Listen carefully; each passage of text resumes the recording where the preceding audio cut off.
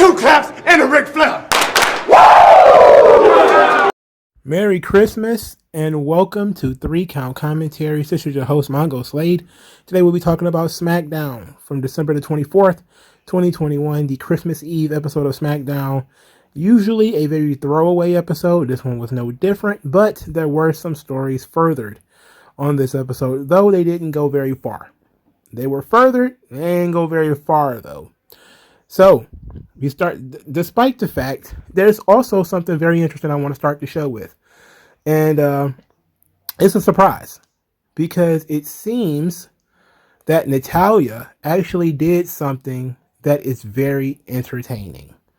I know, right? It's got to be the Christmas spirit. She must have dipped into the eggnog, got a little liquored up, and did something that was actually fun and funny. So, Natalya released through her Twitter account a letter that now she is a 3-time Guinness Book of World Record holder. Now Natalya has the most matches as a female, the most pay-per-view matches as a female, and now she has the most wins as a female with 641. So now she's a big shot. And since she's a big shot and a very big deal, she now had her assistant tweet out a letter, which I think is absolutely tremendous, and I will read it thusly. So it says, "To whom it may concern. This week marks the 3rd time the Guinness Book of World Records has immortalized my greatness in WWE. I now stand as a giant in history with the tallest person, the fastest person, and the lady with those super long fingernails. I said to my good friend Ronda Rousey when the news broke, I said, Ronda, I am of the people, for the people, and for the people. And she said, I said the last bit twice, but I don't think I did. That's not something a 3-time world record holder would do. So long story short, I've stopped talking to Ronda now. Anyway, I don't mean to take up too much of my time, but to simply say, as I get ready to sign this momentous correspondence, that I am a singular. There is nobody like me. And now that fact is quite literally in the most famous book of records ever written. 3 times.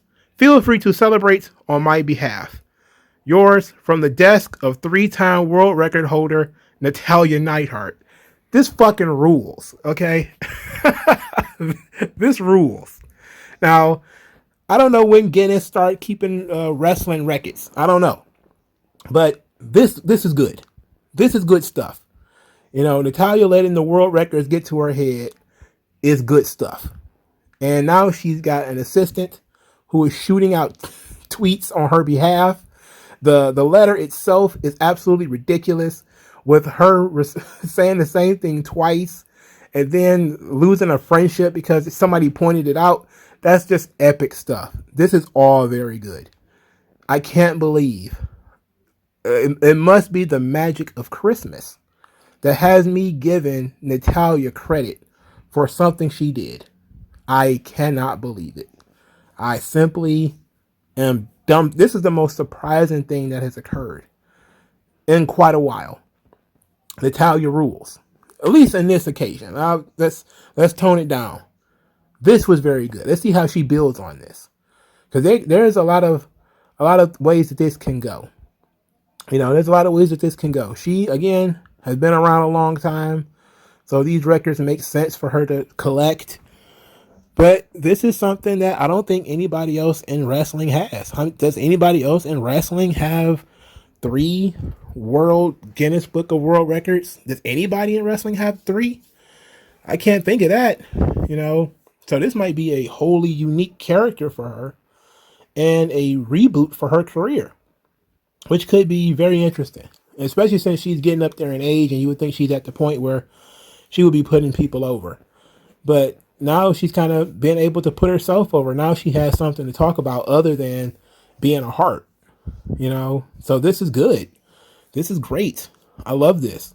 To sort of piggyback on this, Xia Li cut a promo on her, who says that she's known women like Natalya her whole life, which I disagree.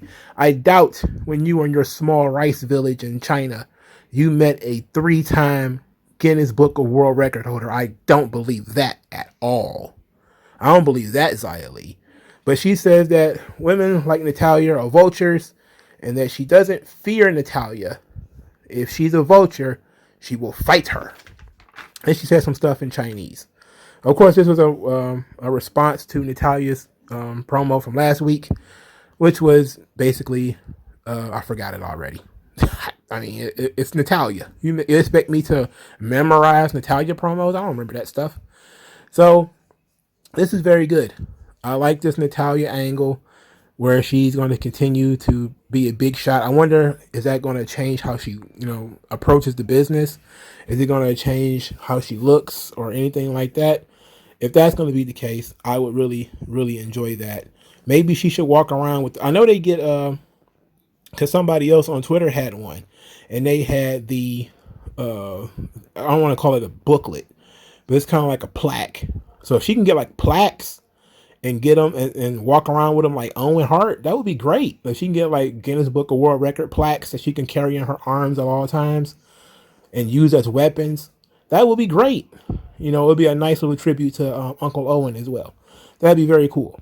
And it'd be very unique as well. So, I like that. I like that idea. All right, so now we're finally going to get into SmackDown, the actual show itself. A very haggard Paul Heyman opened the show with Kayla Braxton, digging in his wounds.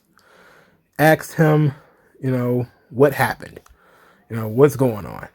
Paul Heyman said he told the truth.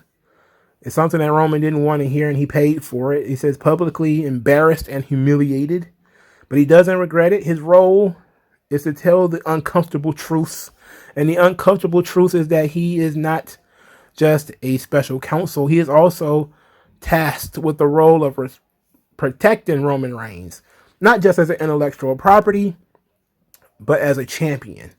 And that he tried to explain this, but Roman threw all his stuff out, like an angry wife.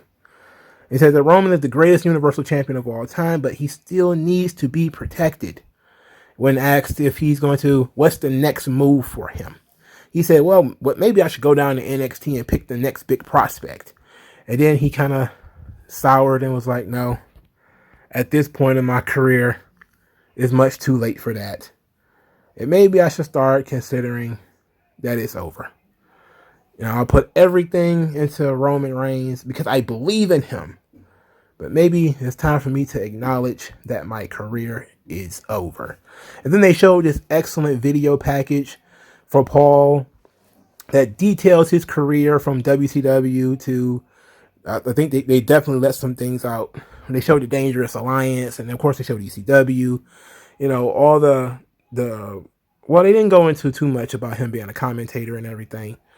But they basically detailed his on-screen career for the most part. And including Brock Lesnar's debut and their 19-year journey together between the two of them. And it was all very touching. It was all very sweet. And it was excellent. All of this was very good. One thing that I really like is that Paul says that it's his job to protect Roman Reigns. And that this is like Mickey from Rocky, if you don't remember.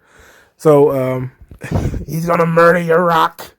When Mickey, the trainer of Rocky Balboa, was handpicking his opponents and avoiding Clubber Lang because he felt Rocky didn't have it anymore. Rocky didn't have the fire. He didn't have the eye of the tiger.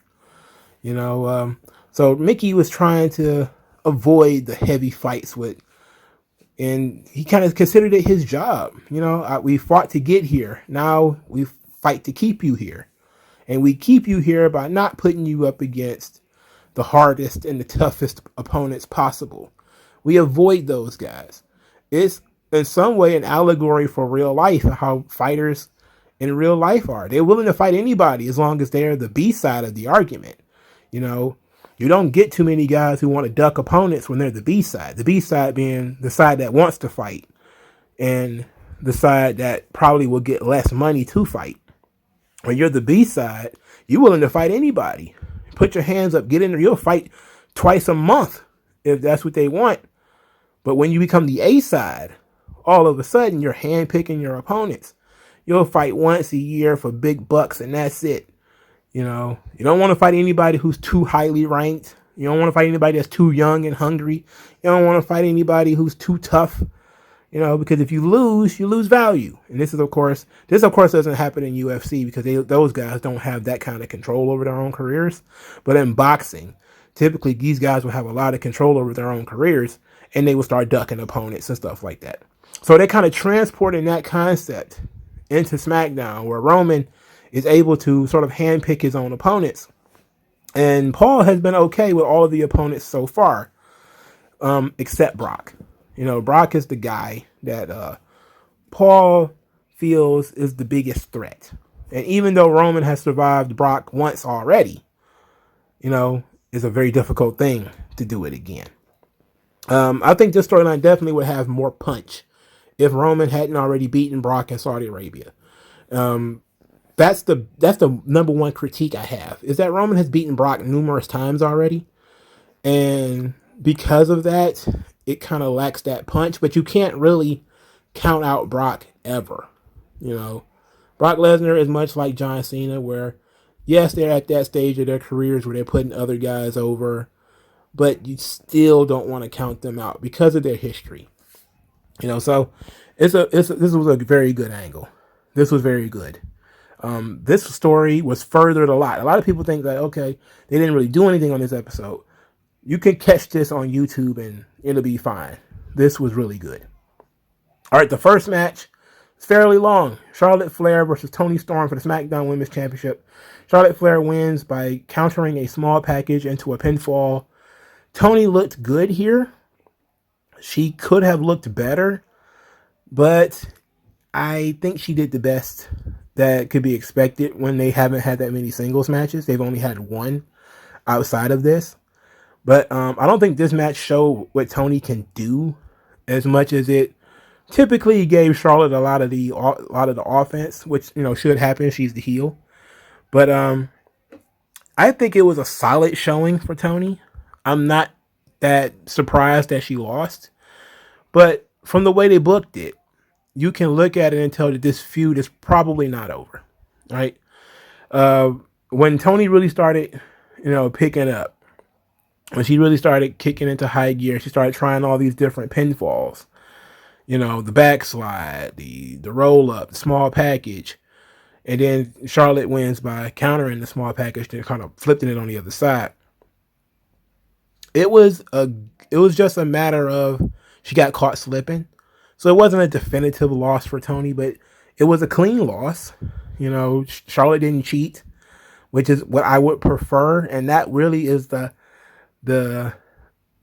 stake in my craw. If there is a thing to complain about when it comes to this, it is that. It's that you can't keep hanging solid, clean pinfalls on your baby faces. I mean, what happened to protecting them? Just protect them. Charlotte could have pulled the tights, for Christ's sake. Something. Anything. Charlotte didn't need to be made to look strong in this situation. But I think they had a solid showing. Only problem is, I think the third or fourth week in a row, Charlotte missed her double moonsault spot. I'm starting to think it's Charlotte and not Toni. But it's not looking good for either one of them that they keep missing that double moonsault spot. But this was a solid match. And I think Toni Storm sold very well for Charlotte. And she did her part. She didn't do what we know she can do, because we've seen her have better matches on NXT UK and have better matches in NXT. So, maybe they'll be cutting Toni loose and she'll actually be able to go in there and do better. But this match wasn't bad. So then we got the New Day and Drew McIntyre, and this was full body cringe on steroids. Everything about this was full body cringe. The New Day talking about winning the tag team titles. Drew McIntyre is talking about he's going to beat up Madcap Moss so badly that he don't think he's going to make it to day one. And then they have this really horrible laugh segment where they're all as if they're, forcing the laughter. It was awful. It's awful. Why are they doing this to Drew McIntyre? This is awful. This is not good. This is a whole bowl of not good. It's all trifling. This leads us to the Miracle on 34th Street fight. There's a street fight every single week in wrestling. Somebody is doing a street fight. So it's the New Day and Drew McIntyre versus Madcap Moss and the Usos. But Happy Corbin is present. He's there. They start out with tags. And as soon as I saw everybody was in their neutral corner and tags were about to take place, I was already not interested. But then when I saw that they were going to start doing tags, I was like, you know what? Maybe I need to walk away. But there was nowhere for me to go. I was in the comfort of my own home. So I was like, okay, look, I'm not going to change the channel. I'm going to, just document some of the chicanery that I see. And what did I see? I saw a candy cane kendo stick. I saw Kofi Kingston flying with sugar cookies in the air, which, to be quite honest, was a cool visual. I mean, I didn't like it because, to me, this stuff is too heavily gimmicked. And I know it's a holiday episode, and you got to give it a pass. It's a holiday. But it's like, fuck, I just saw this. I just saw the goofy holiday match. When it comes, they do goofy Halloween stuff and goofy Thanksgiving stuff. Now they're doing goofy Christmas stuff.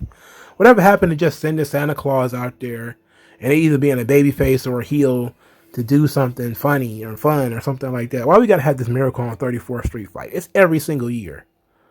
And if it was the only street fight of the year, it might actually be something to look forward to. But this match was fully cockeyed already because Madcap Moss is in it and not Happy Corbin. And you want to know what else is stupid? Madcap Moss ate the pin. Drew McIntyre with the kick on Madcap Moss and pinned him. Well, now explain to me what they're having the match at day one for. Madcap Moss's heat. What heat? For starters, he didn't have none. Now he has even less because he got beat. Like, it's just like what I said before. You create heat in the early segment, you blow it off immediately. This was taped the same show as last week. So that means the same people were sitting there when they did that horrible segment with the sword.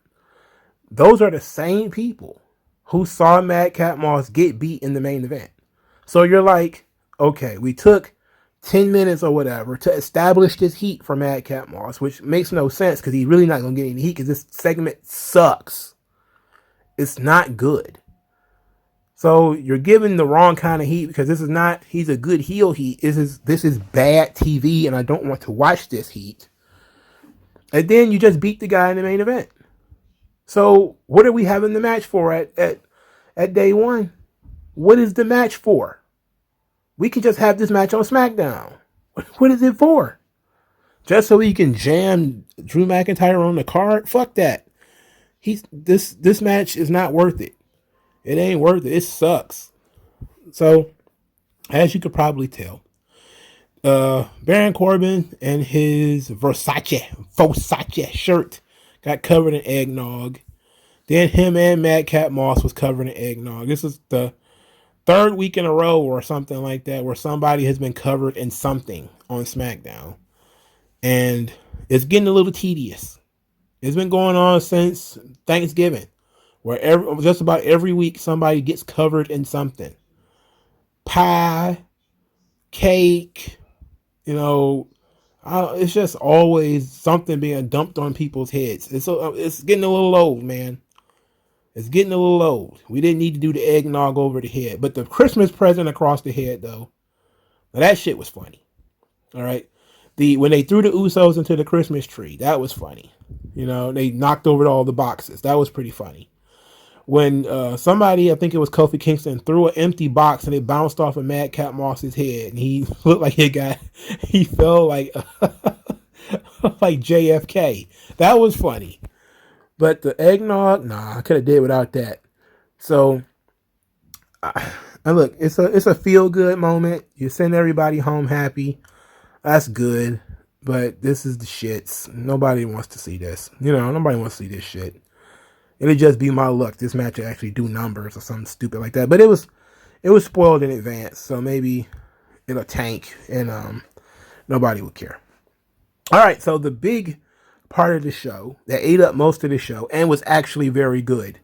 The Intercontinental Championship gauntlet. This ruled. I hate gauntlets usually because they really make no sense, but this was good. So we started with Angel Garza and Mansoor. There's the first two.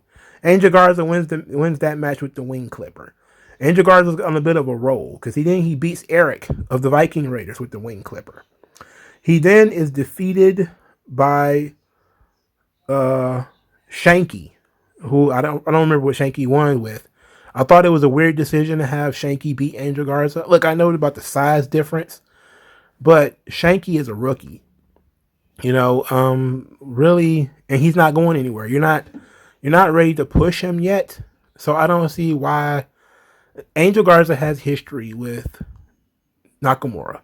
It would make sense for him to be the guy that gets the move on. Shanky's been doing nothing but jobs up to this point anyway. You could have done something to get Shanky out of this match. Could have got him disqualified or something just to get him out of here. But Shanky ends up defeating Angel Garza. Ivar of the Viking Raiders come in. He beats Shanky. Shanky is out. Now it's Ivar versus Sheamus. Now Sheamus goes on an absolute tear. He destroys Drew Gulak in seconds. It was embarrassing. Then he has a very good match with Cesaro. Sheamus and Cesaro hooked up in this thing. Cesaro still has the taped up ribs. Ridge Holland provides the distraction. We got our third bro kick of the evening. Cesaro is out. Then we get Ricochet. Ricochet comes out next. Ricochet and Sheamus, they go in there and they turn it up too. Ricochet was just stunting all over Sheamus. Just stunt. Just up there acting up. He did that springboard shooting star press and basically landed right on top of Sheamus. It was crazy.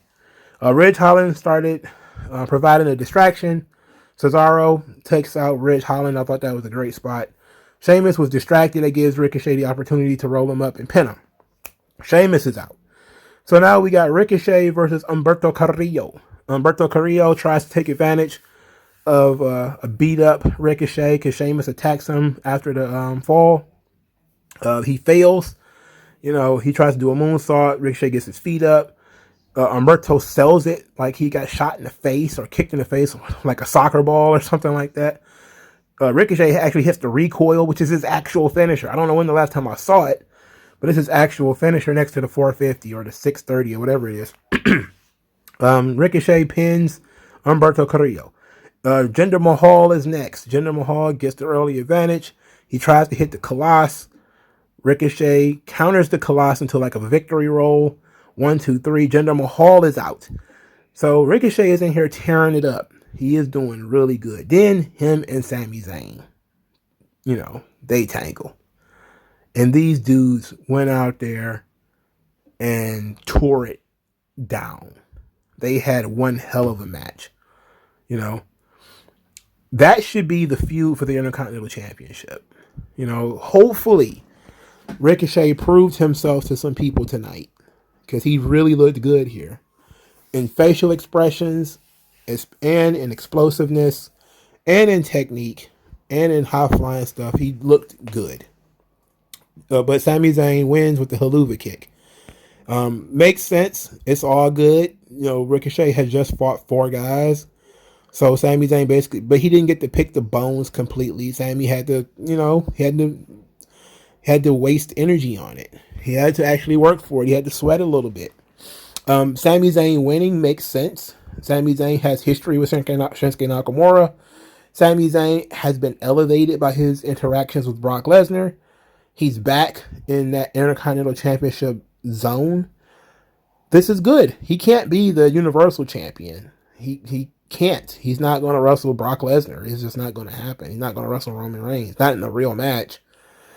So Sami Zayn being elevated back to the Intercontinental Championship, because he can cut promos, he can build feuds again.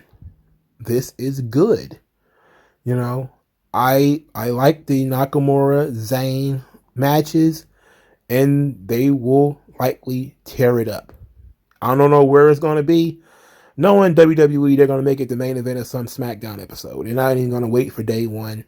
They're probably going to do the week of day one. That's how they feel about the Intercontinental Championship. It's just going to be the title that's not defended on pay-per-view. It's defended mostly on TV. Basically their version of a TV title. That's fine sometimes, but you kind of wanted to get the spotlight it deserves.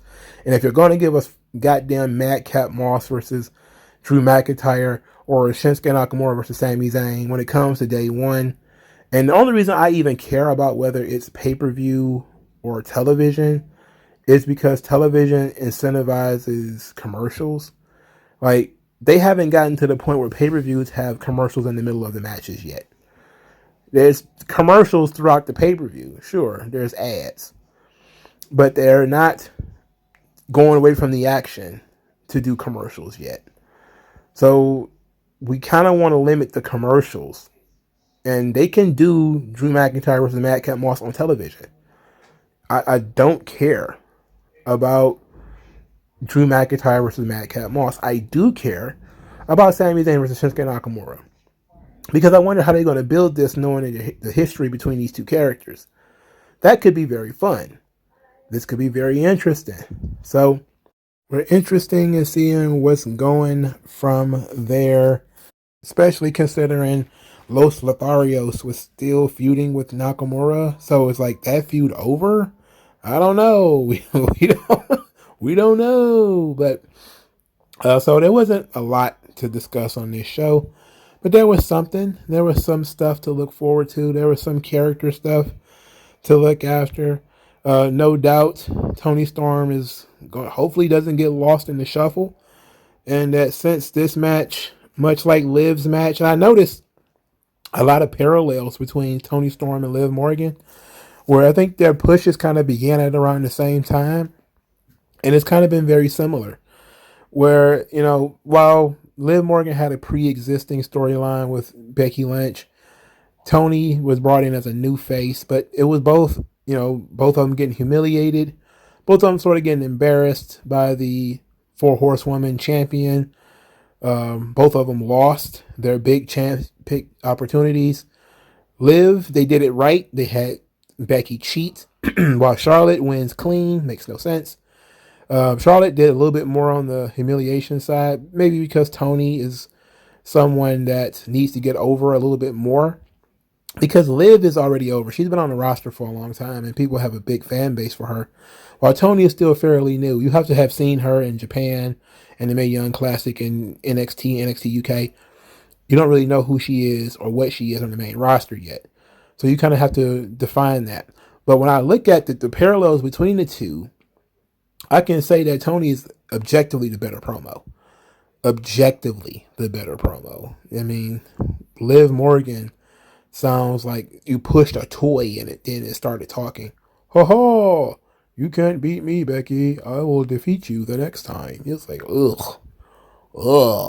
It was bad news. But I